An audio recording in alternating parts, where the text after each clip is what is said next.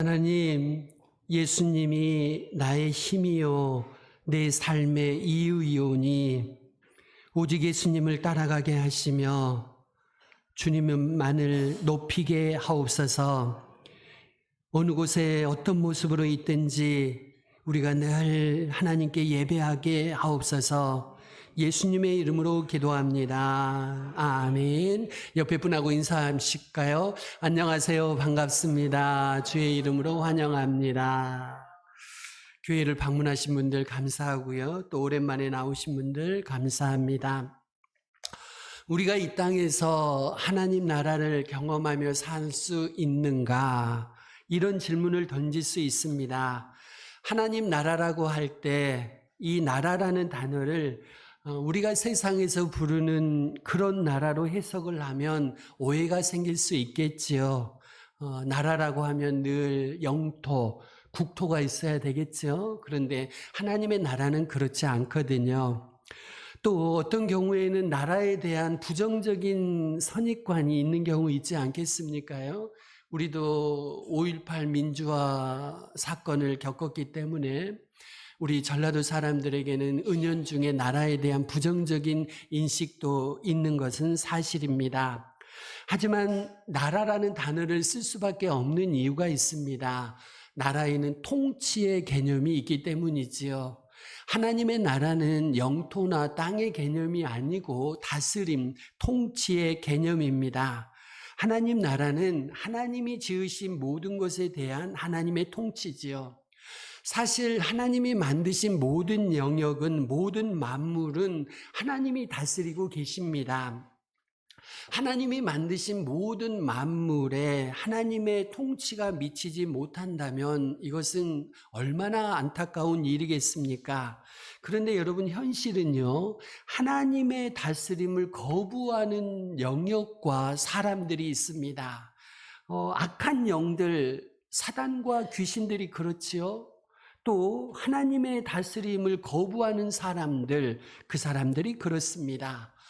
말씀이 육신이 되어 이 땅에 오신 예수님은 이 모든 상황과 이 모든 것들을 회복하기 위해서 오셨습니다. 예수님이 오실 때 하나님의 통치가 온전히 이 땅에 이루어진 이 세상 마지막 만물의 마지막 날에 오신 것이 아니고요. 아직 하나님께 반역하고 배역하고 하나님의 다스림을 거부하는 이 세상 속으로 예수님이 뚫고 들어오셔서 하나님의 다스리심을 십자가와 부활로 완성하셨습니다. 우리를 통해서 그리스도 안에서 우리가 그리스도를 통해서 그리스도 안에서 하나님 나라의 백성으로 살도록 인도하고 계시지요. 예수님이 하나님의 다스림을 거부하는 이 세상 속으로 뚫고 들어오셔서 우리를 하나님의 백성으로 살도록 인도하십니다. 하나님을 왕으로 우리의 통치자로, 만물의 통치자로 섬기면서 살도록 오늘 우리를 인도하고 계시지요. 창세기를 보시면요, 창조 직후에 죄가 세상에 들어오기 전일 때가 있었습니다. 이때에는요, 아담에게는 죄가 없었지만 그 죄 없는 아담, 순수한 아담도요, 하나님께 순종함으로써만 영원한 생명을 누릴 수가 있었습니다. 그런데요, 하나님께 불순종과 반역을 했을 때 하나님의 다스리심을 잃어버렸고 영원한 생명도 잃어버렸죠. 그리스도를 통해서, 그리고 그리스도 안에서 우리에게 구원을 주시는데요. 이 구원이 뭐냐? 그리스도를 통해서 우리가 하나님의 다스리심을 받는, 그렇죠? 하나님의 다스리심을 받는 원래의 계획대로 회복되는 것입니다. 그러니까요, 구원은요, 우리가 하나님의 다스림을 받게 되는 그런 사건인 것이죠. 구원 받았으면요, 여러분 마음대로 살아도 되는 거 아닙니다.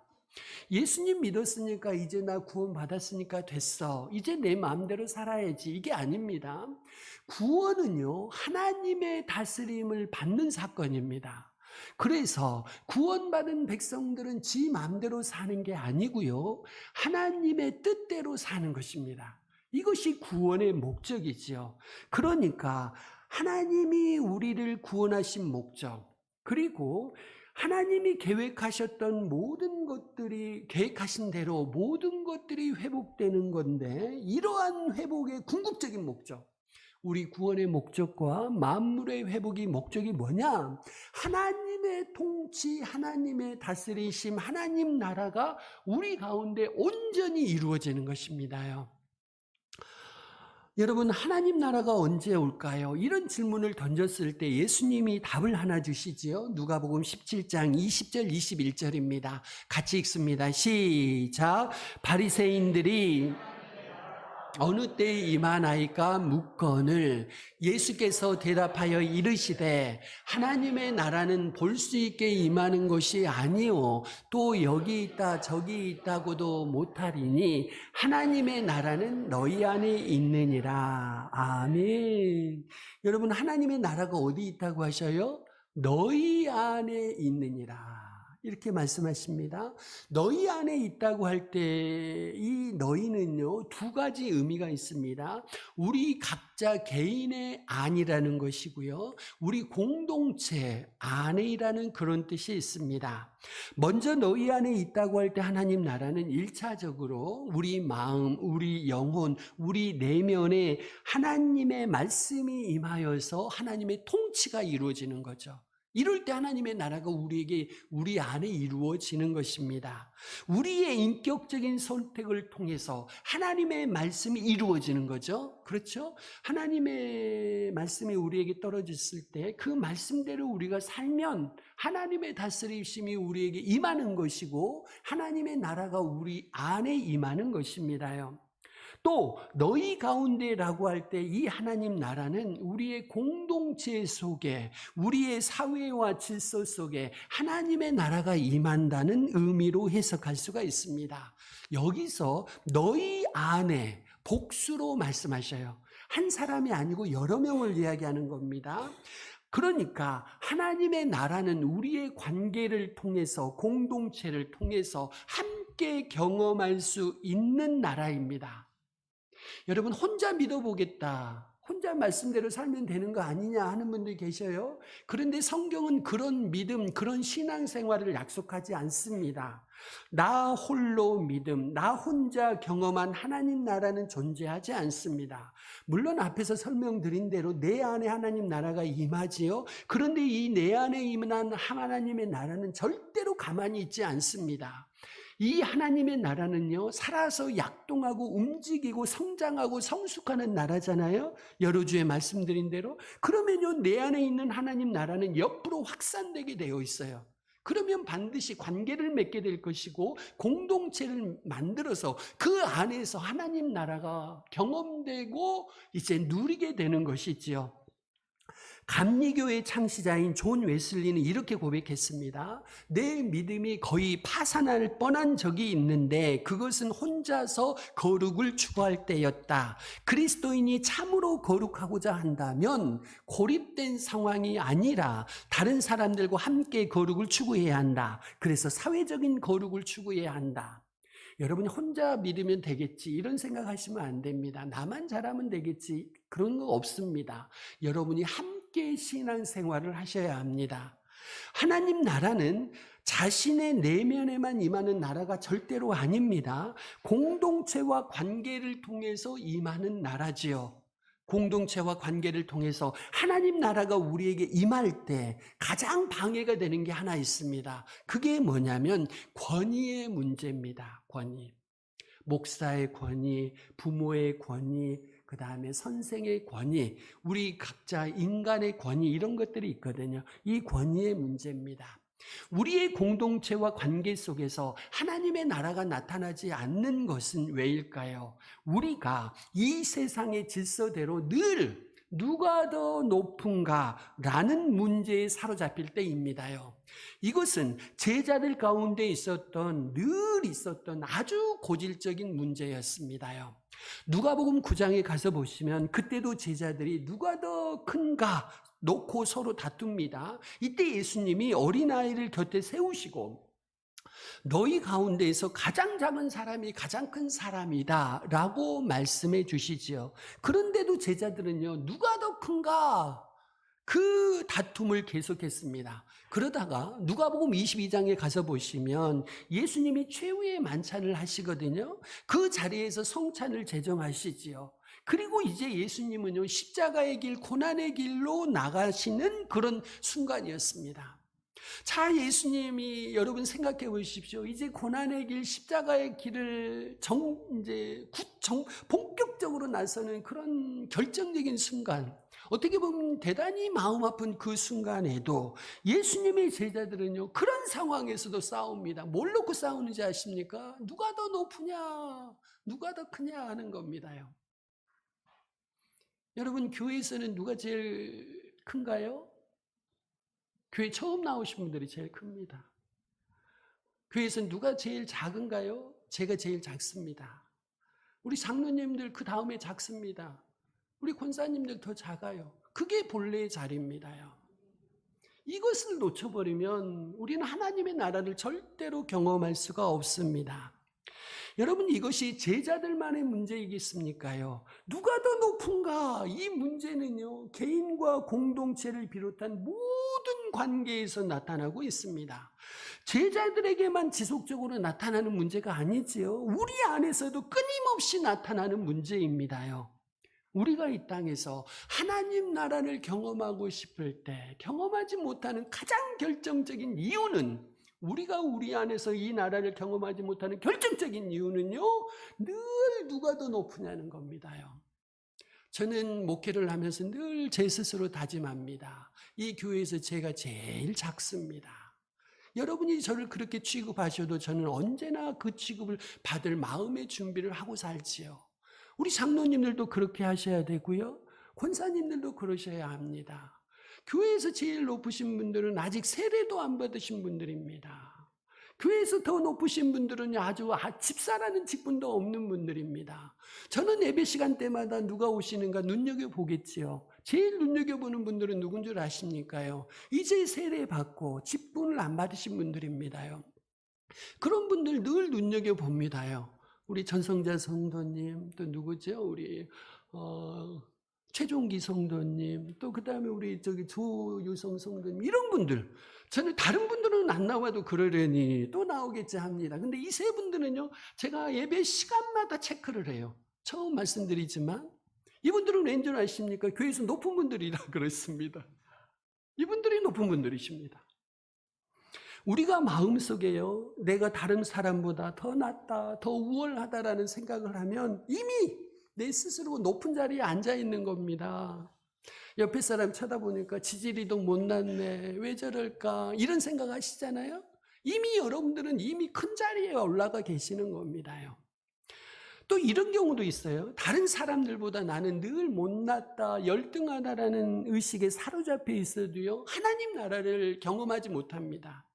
열등의식, 앞에서 말씀드린 우월의식이나 열등감, 이것은 누가 더 높은가에 대해서 스스로 어떻게 생각하고 있는가를 우리 자신에게 보여주고 있지요. 문제는 이럴 때 생깁니다. 자기 자신뿐만 아니라 옆에 있는 사람들에게까지도 내가 높다, 내가 우월하다는 것을 인정해라 라고 강요하는 것이죠.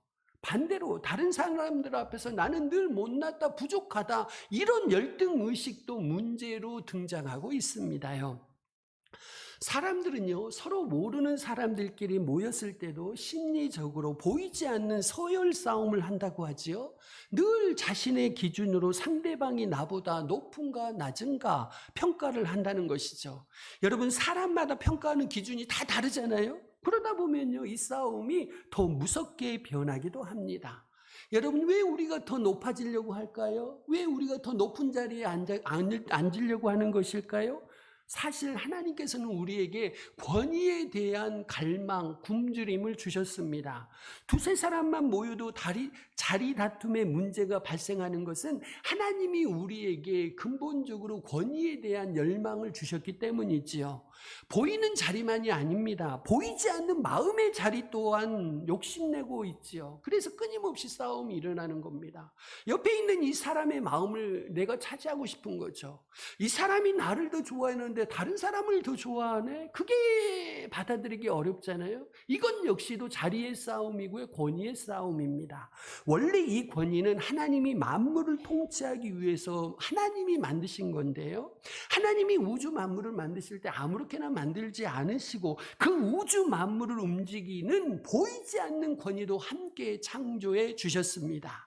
골로새서 1장 16절 17절은 이렇게 말씀합니다. 같이 읽습니다. 시작. 만물이 하늘과 땅에서 보이는 것들과 보이지 않는 것들과 혹은 왕권들이나 주권들이나 통치자들이나 권세들이나 만물이 다 그로 말미암고 그를 위하여 창조되었고 또한 그가 만물보다 먼저 계시고 만물이 그 안에 함께 섰느니라. 아멘.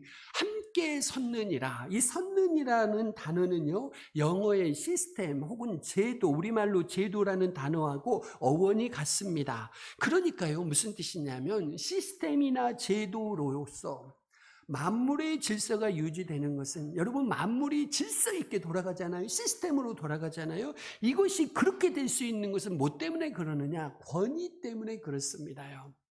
여러분, 만물할 것 없이 우리 가정, 교회, 여러분이 속한 작은 조직들 생각해 보십시오. 권위가 있어야 질서가 잡힙니다. 그렇죠? 안 그러면 개판되잖아요. 권위가 있어야 질서가 잡히고 그 제도가 유지가 되는 것입니다. 하나님이 만물을 지으시고 창조 질서를 유지하고 지키는 권위를 우리 인간에게 주셨습니다요. 구체적으로 부모의 권위, 교사의 권위, 지도자의 권위, 이런 것들 다 그런 겁니다. 또한 인간의 권위도 있지요. 하나님께서는 특별히 인간에게 다른 생물들에게는 주시지 않는 영적인 권위를 주셨습니다. 하나님의 대리자로서의 권위를 주셨어요. 만물을 다스리고 움직이는 권위를 하나님이 우리 인간에게 허락해 주셨습니다.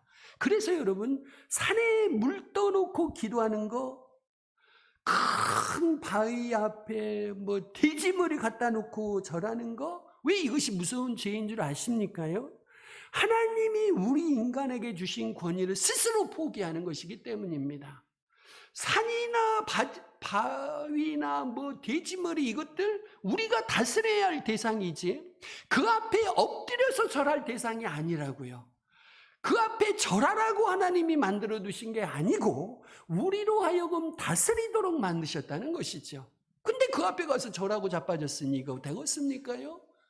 하나님이 얼마나 죄송합니다. 열받으시겠습니까요? 우리 스스로 권위를 포기하는 것입니다요. 하나님이 만물을 통치하라고 주신 선한 권위를 스스로 버린 것이죠. 여러분, 왜 이런 일들이 일어나겠습니까요? 우리 인간이 하나님의 최고의 권위를 인정하지 않고 하나님의 권위에 반역했을 때 이 권위는 타락합니다요. 분별력을 잃어버리죠. 그러면요, 하나님이 주신 권위가 권력으로 변하고 타락한 권세가 되고 맙니다요. 에베소서 6장 12절은 타락한 권세에 대해서 이렇게 말씀을 합니다. 같이 읽습니다. 시작. 우리의 씨름은 통치자들과 권세들과 이 어둠의 세상 주관자들과 하늘에 있는 악의 영들을 상대함이라. 아멘. 여러분, 우리가 싸워야 하는 권력들, 권세들, 세상의 주관자들, 악한 영들, 이 공통점이 뭡니까요? 모두 다 한결같이 하나님의 권위에 대항하는 세력들입니다. 하나님이 만드신 창조 질서를 거스리는 세력들이에요. 여러분, 하나님이 우리에게 주신 선한 권위가 있는데 이 권위가 능력이 되기 위해서는요, 먼저 하나님의 권위를 인정해야 합니다요. 목사의 권위를 제대로 사용하려면요, 하나님이 최고의 최종적인 권위를 가지고 계신다는 것을 저는 늘 마음에 새기고 권위를 사용해야 됩니다. 우리 장로님들도 마찬가지고 권사님들도 마찬가지고 집사님들도 마찬가지입니다. 인간에게 부여하신 선한 권위가 그 사람에게 능력이 되기 위해서는 먼저 해야 될 일이 있습니다. 자기가 하나님 아래에 있다는 것을 기억해야 합니다. 하나님의 권위를 먼저 인정해야 됩니다. 그럴 때 그 권위는 우리에게 능력이 되고 축복이 되는 거죠. 하나님의 권위를 부정할 때는요, 목사면서 하나님의 권위를 부정할 때는, 장로면서 하나님의 권위를 부정할 때는요, 어느새 그 권위가 변합니다. 권력으로 변화되고요, 악이 되어버립니다요. 여러분, 나쁜 것, 이거 우리 인간이 어떤 기준으로 그냥 악이다라고 하는데, 그보다 먼저 하나님의 권위를 부정하는 것이 근본적인 악입니다요. 왜 그렇겠습니까요? 그렇게 되면 하나님의 권위를 부정하면요, 우리가 자기 마음대로 사는 겁니다. 목사가 하나님의 최종적인 권위를 부인하면 목사 마음대로 하는 거죠. 그렇게 되면 어떻게 될까요? 우리에게 주어진 권위를 남용하게 되고, 자기를 위해서, 사리사욕을 위해서 사용하게 되고, 다른 사람을 괴롭히는데 사용하게 되고, 그러다 보면 만물의 질서를 흔들리게 만들지요. 여러분, 예수님이 광야에서 시험을 받으셨잖아요. 이때 마귀가 예수님을 유혹했는데 그 유혹 중에 하나가 무엇이었냐면 세상의 권세를 주겠다는 겁니다. 예수님께 이 세상의 권세를 주겠다는 거죠. 하나님이 주신 선한 권위는 필요 없다. 세상을 지배하는 타락한 권세만 있어도 네가 나하고 타협만 하면 너는 세상을 정복할 수 있어. 타락한 세상 권세와 타협하라고 한 것이지요. 여러분, 이 모든 것이 완전히 드러난 사건이 십자가였습니다요. 세상에서 가장 선하고 의로운 분이 오셨을 때 이 세상의 악한 권세는 그분을 십자가에 못 박고 말았지요. 세상을 다시 회복시키러 오신 하나님의 아들을 십자가에 못 박는 것은 하나님의 권위를 끝까지 인정하지 않는 사단의 최후의 발악이었습니다. 그런데 여러분, 십자가가요, 승리였습니다. 도리어 하나님의 능력은 그 모든 것을 역전시켜서 십자가를 통해서 이 세상의 권세를 완전히 깨뜨리셨습니다요. 골로새서 2장 15절 한번 보실까요? 같이 읽습니다. 시작. 통치자들과 드러내어 구경거리로 삼으시고 십자가로 그들을 이기셨느니라. 아멘. 십자가로 그들을 이기셨느니라. 과거형입니다. 이미 끝나버렸어요. 십자가에서. 십자가는 바로 이 세상의 타락한 권세를 무력화시키는 사건이었습니다. 부활을 통해서 죽음의 권세를 깨뜨리셨죠. 부활을 통해서 세상의 모든 악한 권세가 무력화되었습니다. 우리는 그것을 체험하고 믿고 주장하며 살아가야 하겠지요. 십자가에서 죽으시고 부활하신 예수님이 하늘과 땅의 모든 권세를 하나님으로부터 위임받으시고 이 땅에 하나님의 권위를 나타내고 계시지요. 여러분, 마지막 최종적으로 하나님의 모든 권위가 회복되는 그날이 올 것입니다. 그날에는 하나님을 대적한 모든 것들이 불에 타 없어집니다요. 지금은 버젓이 멀쩡하지요. 그렇지만 그 마지막 날에는요, 모두 다 불에 타 없어진다고 성경은 말씀합니다. 여러분, 하나님의 권위에 끝까지 거역하다가 불에 타서 사라지는 세력이 될 것인가? 아니면 이 땅에서 하나님의 권위에 순종하며 살다가 하나님의 권위를 높이고 하나님의 권위를 대행하고 하나님의 권위로 함께 세상을 심판하며 다스릴 것인가? 우리는 이 갈림길 앞에 있다고 할 수 있습니다. 여러분, 맑은 정신으로 생각할 때 어느 편에 서야 될지 너무나도 분명하지 않습니까? 하나님의 권위에 대항해서 망할 것인가? 하나님의 권위에 순종해서 영원히 살 것인가? 너무나도 쉬운 문제 아니겠습니까? 그런데 여러분, 너무나도 분명한 이 길을 사람들은 왜 택하지 않을까요? 여러분, 궁금하지요? 복음이 전파되고 복음을 소개해도 왜 이 사람들이 맑은 정신으로 생각하며 분명히 예수를 믿고 교회에 나와서 신앙생활을 해야 되는데 왜 하지 않을까? 늘 궁금하지요. 왠 줄 아십니까요? 그 영혼이 하나님을 대적하는 마귀의 영향 아래에 있기 때문입니다요. 하나님께 대적하는 세상의 악한 영의 영향 속에 있기 때문에, 쉽게 말씀드려서 어둠에 잡혀 있기 때문에 아무리 좋은 복음을 전해도 그들은 복음을 받아들일 수가 없다는 것입니다요. 여러분, 왜 기도하지 않으신가요? 여러분, 기도하지 않는 것은요, 하나님께 대한 근본적인 반항입니다. 여러분, 육신이 약해서라고 여러분 말씀하시는 분들 계신데요. 그러면 제가 목사니까요, 아, 그러시군요 합니다. 그런데 속으로는요, 아직 급하지 않으시군요, 그렇게 말합니다. 여러분, 왜 기도하지 않으시나요? 기도하지 않는 근본적인 이유는 육신이 약해서가 아닙니다. 여러분, 정말 큰 문제가 생기면요, 죽는 그 순간까지도 저녁에 잠이 안 옵니다. 기도하지 말라고 그래도요, 그냥 나와서 기도하십니다. 육신이 약해서 기도하지 않는 게 아니라니까요. 근본적으로 하나님의 권위에 반항하기 때문이에요, 우리 안에서. 하나님 앞에 머리를 숙이기가 싫은 거고요. 하나님의 음성을 듣기가 싫은 겁니다요. 우리 안에 있는 본성이 그런 거죠.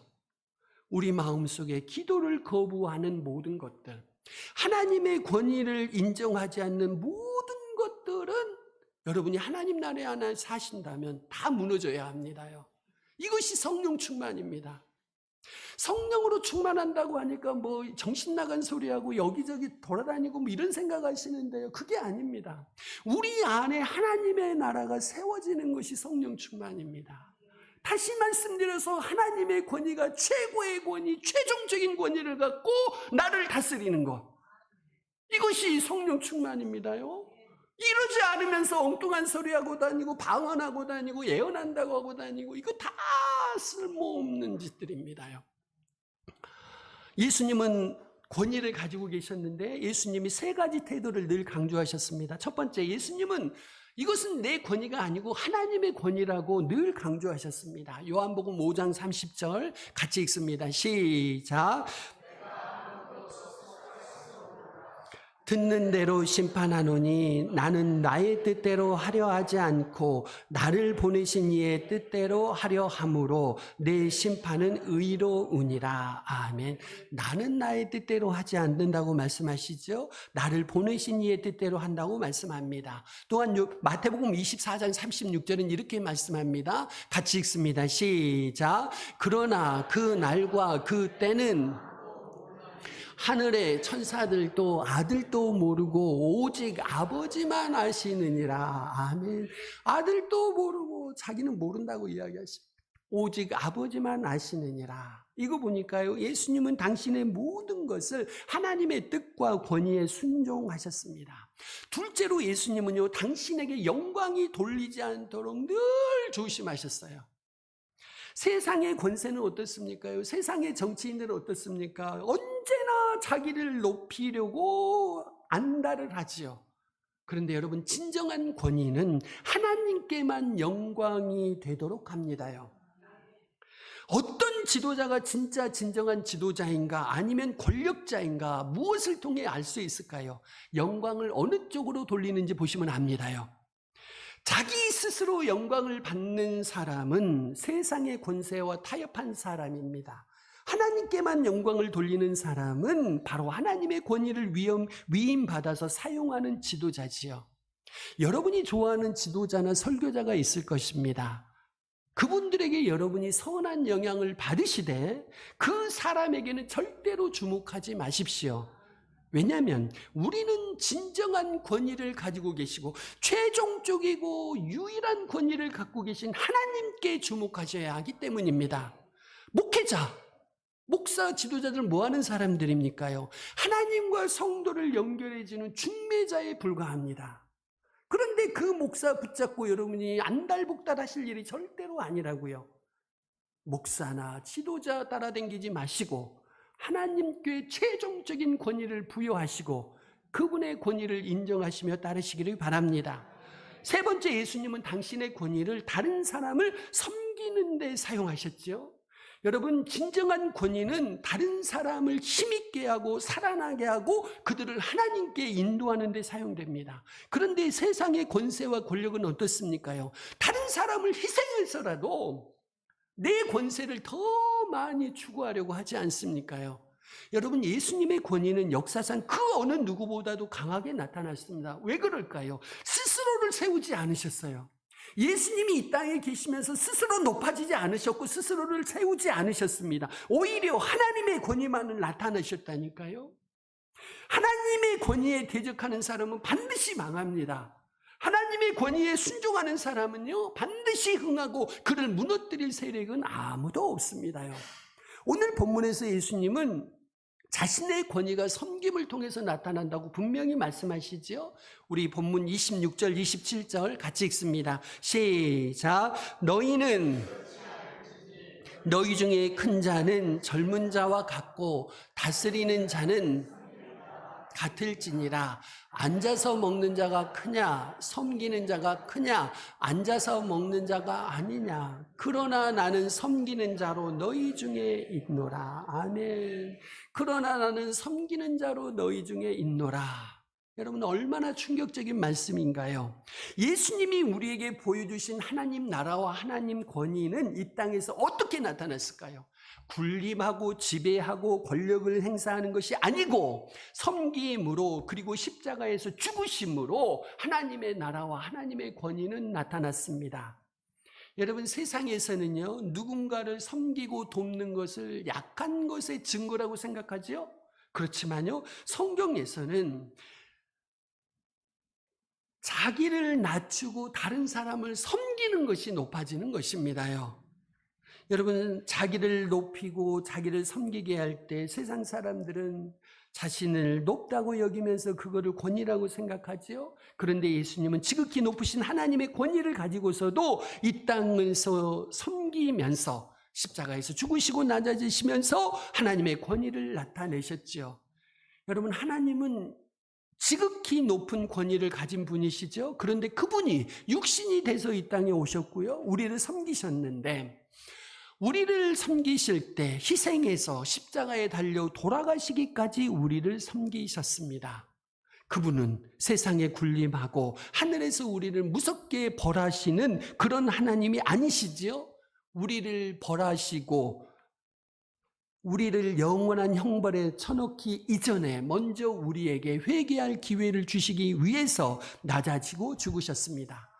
그러니 예수님이야말로 진정한 권위 있는 분이 아니시겠습니까요? 여러분, 세상의 권세와 예수님의 권세는 어떻게 다를까요? 세상의 권세는 타이틀이 중요하죠. 그런데 예수님께 중요한 것은 타월입니다. 수건, 섬김입니다. 세상의 권세자들은 파워, 곧 권력을 행사하고 휘두르지만요, 예수님은 파워가 아니고 패션입니다. 우리가 옷 입는 그런 패션이 아니고요, 영어의 P로 시작하는 패션은 고난을 의미합니다. 예수님의 권세는 고난 받으심으로 나타났습니다. 세 번째, 세상의 권세자들은 스스로를 백성들의 은인이라고 말하지만요, 예수님만큼은 사람들로부터 은인으로 여김을 받으셨습니다. 정치인들, 왕들, 자기가 백성들을 위한다고, 자기가 백성의 위인이라고, 은인이라고 스스로 이야기하지요.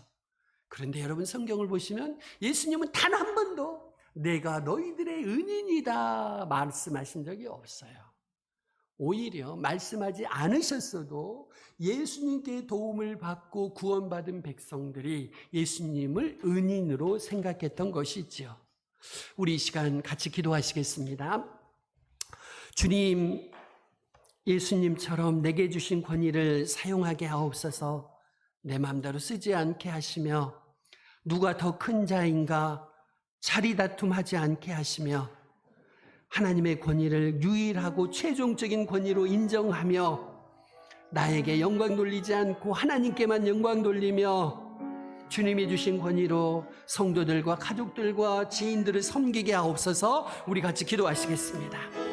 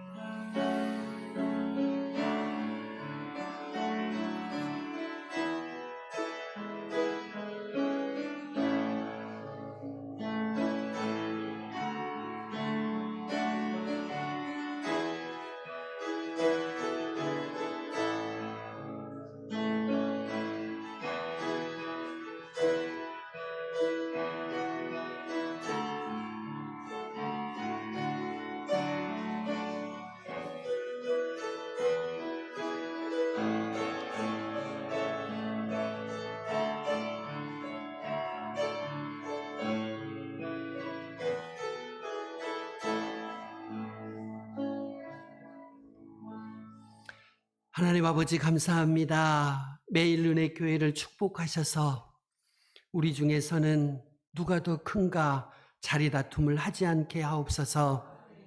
하나님의 권위를 유일하고 최종적인 권위로 늘 먼저 인정하게 하옵소서. 나에게 영광 돌리지 않으며 오직 하나님께만 영광을 돌리게 하옵소서.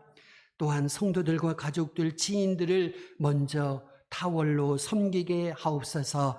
예수님의 이름으로 기도합니다. 아멘.